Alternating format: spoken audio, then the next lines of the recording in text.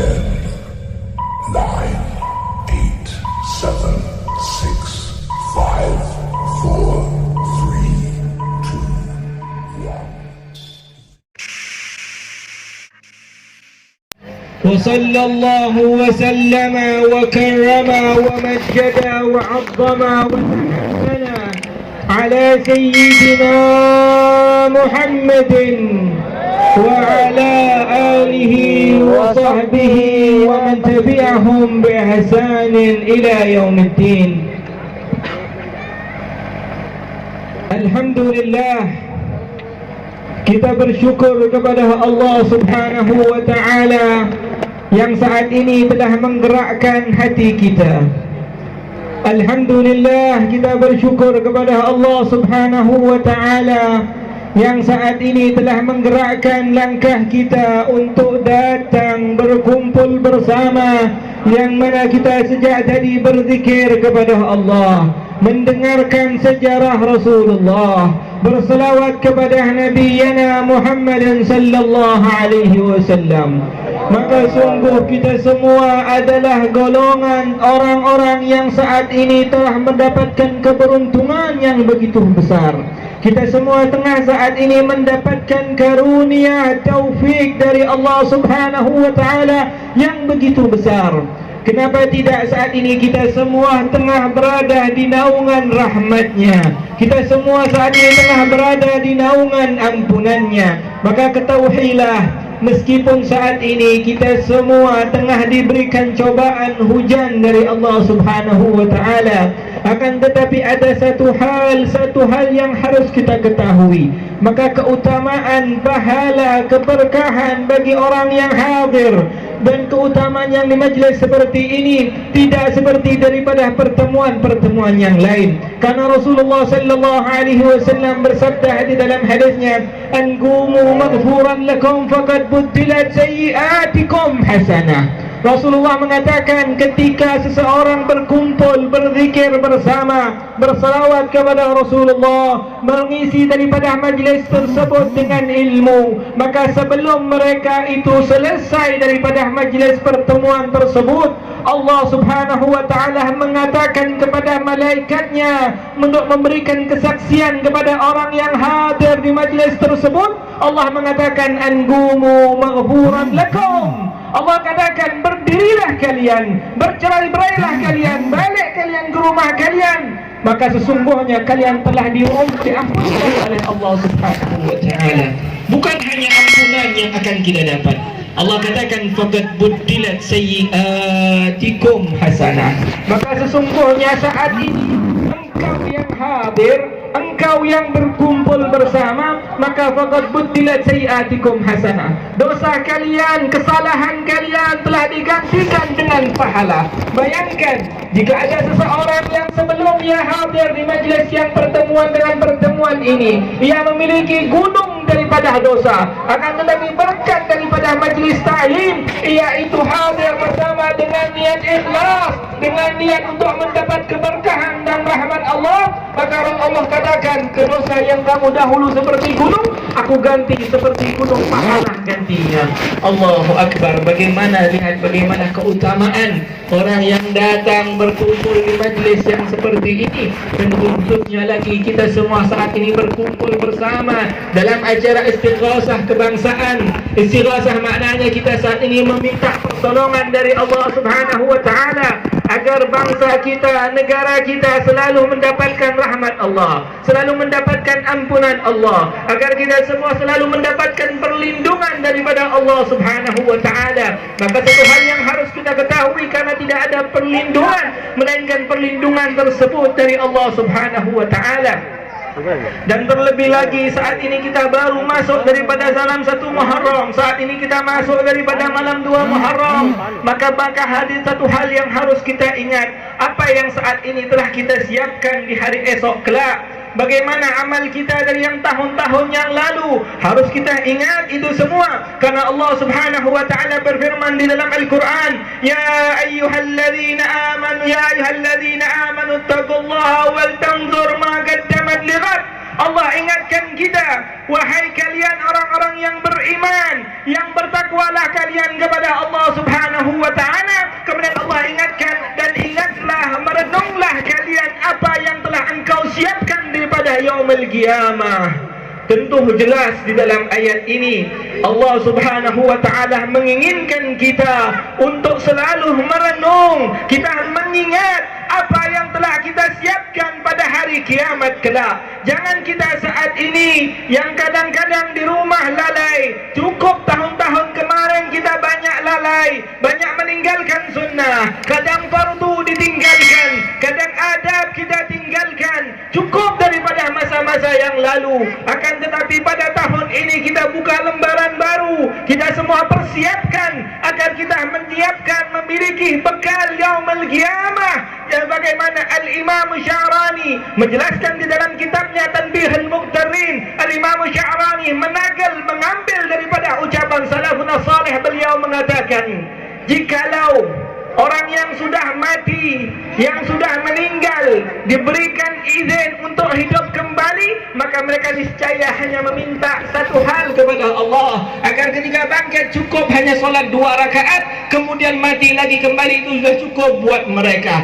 Kenapa mereka minta seperti itu? Karena orang yang sudah mati bagaimana baru mengetahui bagaimana keagungan, keutamaan orang yang beribadah kepada Allah Subhanahu wa ta'ala. Maka saat ini Allah kumpulkan kita semua di majlis ini, kumpulkan kita semua dalam pertemuan ini. Salah satu yang menunjukkan Allah Subhanahu wa ta'ala masih menginginkan kebaikan untuk kita. Allah Subhanahu wa ta'ala masih memberikan kesempatan untuk kita untuk bertaubat kepadanya, untuk meminta ampunan kepadanya, agar kita semua masih tetap memiliki waktu, memiliki bekal untuk kita siapkan yaumul qiyamah. Maka dari itu kita semua yang saat ini, saya pribadi dan yang hadir, kita semua tahu bagaimana kesalahan-kesalahan kita yang dulu. Akan tetapi salah satu rahmat Allah, salah satu kasih sayang Allah, Allah saat ini menutup kita punya kesalahan. Jikalau kesalahan-kesalahan kita dibuka oleh Allah, dilihatkan kepada orang-orang, maka niscaya mungkin orang tidak ada yang dekat dengan kita, orang-orang akan menjauh kepada kita.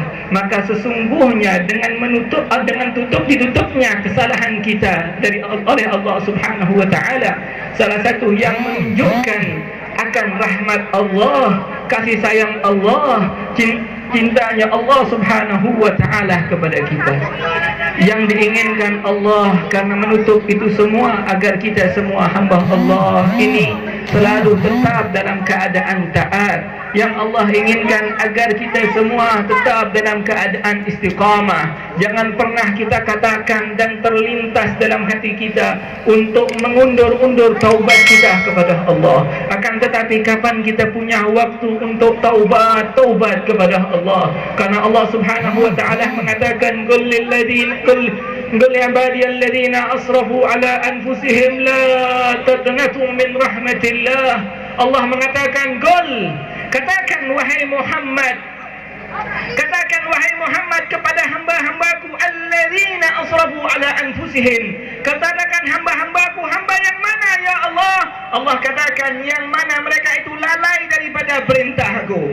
Aku perintahkan mereka untuk salat, mereka lalai enggak mau salat. Aku perintahkan mereka untuk selalu ke masjid, mereka enggak mau ke masjid. Aku perintahkan mereka untuk tunaikan zakat, untuk sedekah, mereka enggan, tidak mau zakat, tidak mau sedekah. Aku perintahkan mereka jangan dekati minuman keras, jangan dekati narkoba, maka tetapi mereka tetap melakukan hal-hal tersebut. Allah katakan, qul ibadi, katakan kepada mereka wahai Muhammad, alladzina asrafu taqnatu min rahmatillah. Janganlah sekali-kali mereka itu berputus asa akan rahmat Allah Subhanahu wa ta'ala. Bagaimanapun kesalahan kita, bagaimanapun keadaan kita yang di masa lalu, akan tetapi kita sebagai hamba Allah dituntut selalu senantiasa meminta ampun kepada Allah Subhanahu wa ta'ala. Kemudian Allah mengatakan, innallaha yaghfirudz dzunuba jami'a. Sesungguhnya Allah Subhanahu wa ta'ala mengampunkan daripada seluruh dosa-dosa yang engkau lakukan, tapi dengan syarat taubat. Maka dari itu di dalam hadis Nabi Muhammad sallallahu alaihi wasallam menjelaskan di dalam hadisnya, "Lallahu afrahu bi taubati 'abdin min dhalin wajid wa min aqimil walid." Katanya Allah Subhanahu wa ta'ala, Rasulullah mengatakan, sesungguhnya Allah itu begitu gembira, sangat gembira jika mendapati salah seorang hambanya yang bertaubat betul-betul kepada Allah Subhanahu wa ta'ala. Bahkan Rasulullah katakan kebahagiaan Allah melebihi kebahagiaan seseorang yang kehilangan harta yang paling berharga, kemudian ia dapati harta tersebut. Bayangkan jika ada seorang yang punya permata dengan harga miliaran, kemudian permata tersebut hilang, kemudian setelah hilang dia dapati kembali, bagaimana kebahagiaan orang tersebut. Kemudian Nabi katakan, wa minal agimil walid. Kebahagiaan Allah melebihi kebahagiaan orang yang tidak punya anak kemudian dikaruniakan seorang anak. Kebahagiaan orang tua itu tidak ada apa-apanya, melainkan daripada kebahagiaan Allah Subhanahu wa ta'ala yang jika mendapati hambanya tersebut bertaubat kepada Allah Subhanahu wa ta'ala. Kemudian Rasulullah katakan sambung daripada hadisnya, wa man taba, barang siapa yang taubat taubatan nasuha, taubat yang benar, ansallahu jawarihahu wa bida'al ardi kullahu. Allah akan jadikan seluruh anggota tubuhnya yang pernah melakukan maksiat, yang pernah melakukan kesalahan, yang mana tempat tersebut, tempat bulan bin bulan dia pernah maksiat di tempat tersebut, akan tetapi manakala hamba tersebut bertaubat kepada Allah, meminta ampun kepada Allah, maka niscaya hamba-hamba tersebut, anggota tubuhnya, tempat yang pernah ia lakukan untuk maksiat, Allah hapus ingatan mereka.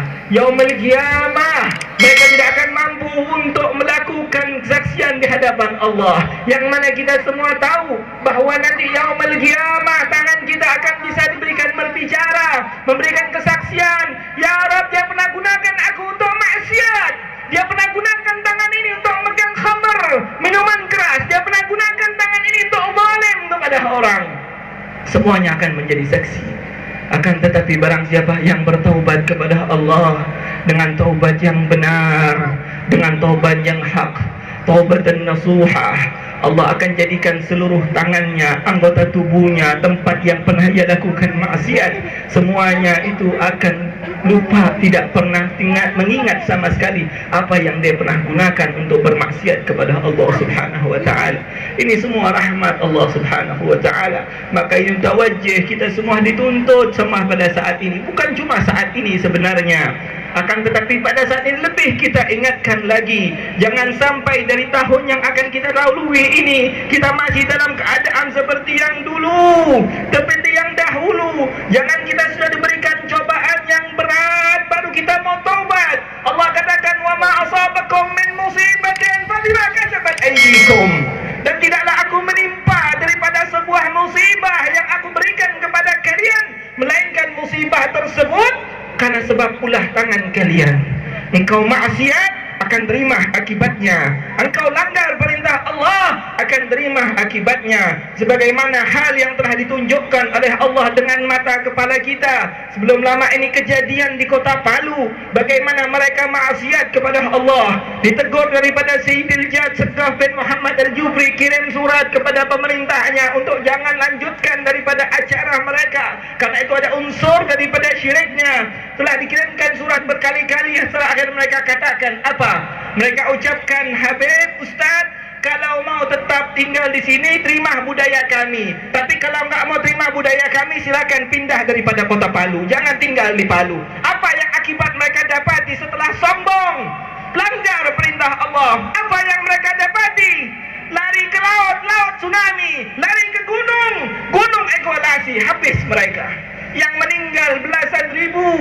Karena sebab apa? Allah satu orang yang mana mereka maksiat kepada Allah Subhanahu wa ta'ala. Kita ingatkan saat ini, jangan sampai lagi kejadian tersebut menimpa kita, menimpa bangsa kita. Akan tetapi kita semua mau, kita semua ingin berkah, Kita semua ingin semuanya selamat. Agar bagaimana lalu agar kita bisa selamat?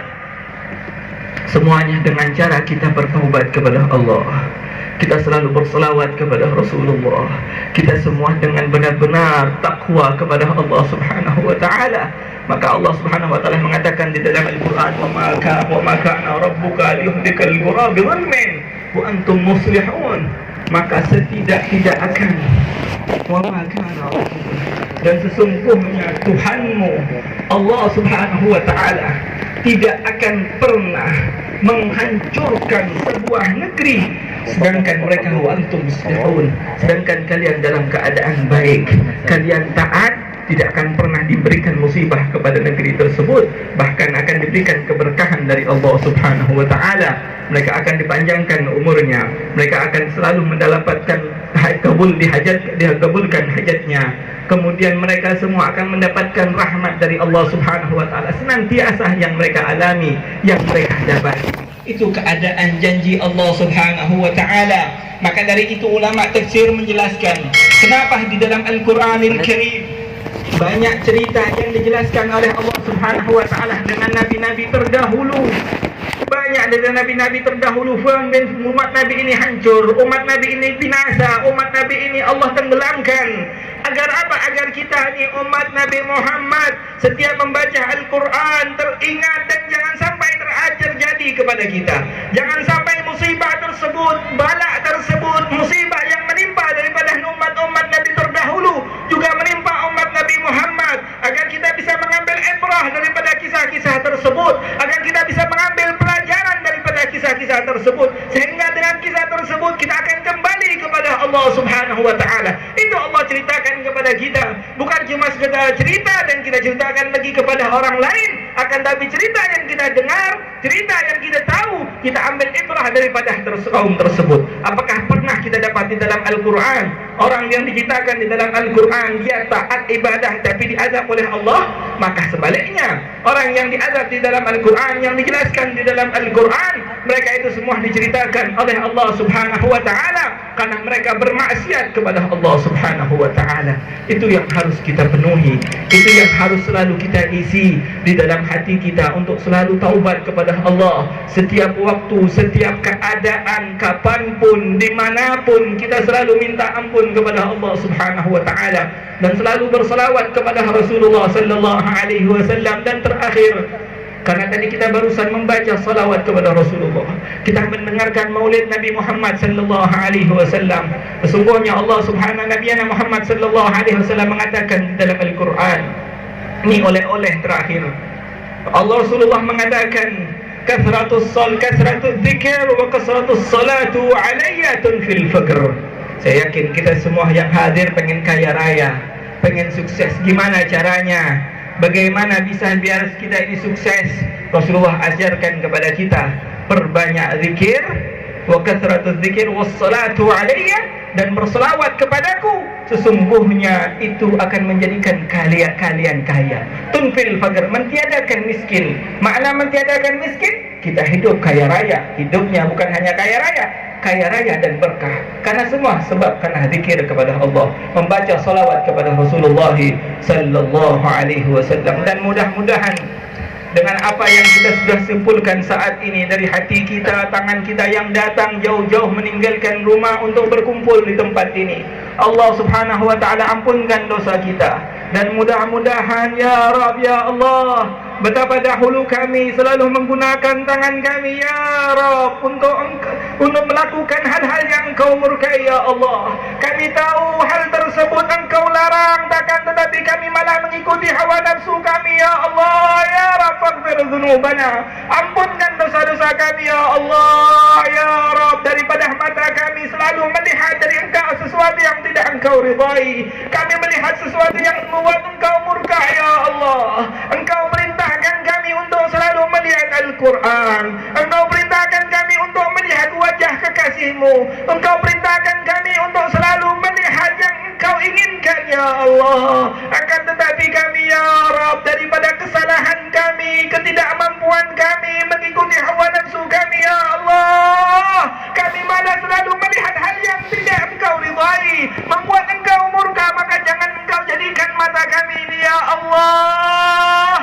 Sebagai mata yang selalu tertutup daripada dosa, akan tetapi penuhi mata kami, tangan kami, kaki kami, dan seluruh anggota tubuh kami ya Allah dengan hal-hal yang Engkau ridai, sehingga kami, anak-anak kami semuanya selalu senantiasa di bawah naungan rahmat-Mu, selalu senantiasa di bawah naungan ampunan-Mu ya Allah ya Rabb ya Dzal Jalali wal Ikram. Kami saat ini menadahkan tangan kami ya Allah. Kami tidak memiliki kemampuan kecuali dari Engkau ya Allah. Kami tidak memiliki kekuatan kecuali dari Engkau ya Allah. Kami tidak memiliki apapun di dunia ini melainkan dari-Mu ya Allah. Maka Engkau adalah Rabb yang maha sempurna, Tuhan yang zat yang maha bijaksana, yang maha kaya. Maka kami berikanlah keberkahan kepada hidup kami ya Allah. Engkau telah berjanji di dalam Al-Quran, Ud'uni astajib lakum, berdoalah kepadaku maka niscaya akan aku kabulkan. Maka saat ini ya Allah, kami menadahkan tangan kami ya Allah, agar Engkau ampunkan dosa kami. Kami menuntut janji-Mu ya Allah, kami tuntut janji-Mu ya Allah. Engkau telah janji kepada kami untuk mengabulkan hajat kami. Maka saat ini kami semua menadahkan tangan kami, hapuskan dosa kami, hapuskan dosa kedua orang tua kami ya Allah. Tidak ada tempat untuk kami meminta kecuali kepada-Mu ya Allah. Tidak ada tempat kami untuk berharap kepada-Mu kecuali kepada-Mu ya Allah. Maka kabulkan doa kami ya Allah, ampunkan dosa kami ya Allah. Jadikan kehidupan kami kehidupan yang berkah dan selalu mendapat naungan dan tuntunan-Mu ya Allah ya Rabb ya Arhamar Rahimin. Rabbana atina fid dunya hasanah wa fil akhirati hasanah wa qina adzabannar. Demikian apa yang dapat saya sampaikan. Mudah-mudahan apa yang telah kita sampaikan, apa yang telah kita jelaskan dapat menjadi bekal kita yaumul qiyamah, akan menjadikan bekal kita, menjadikan kita hamba yang lebih bertakwa kepada Allah Subhanahu wa taala. Demikian apa yang dapat saya sampaikan, kurang dan lebihnya mohon maaf. Billahi taufiq hidayah. Assalamualaikum warahmatullahi wabarakatuh.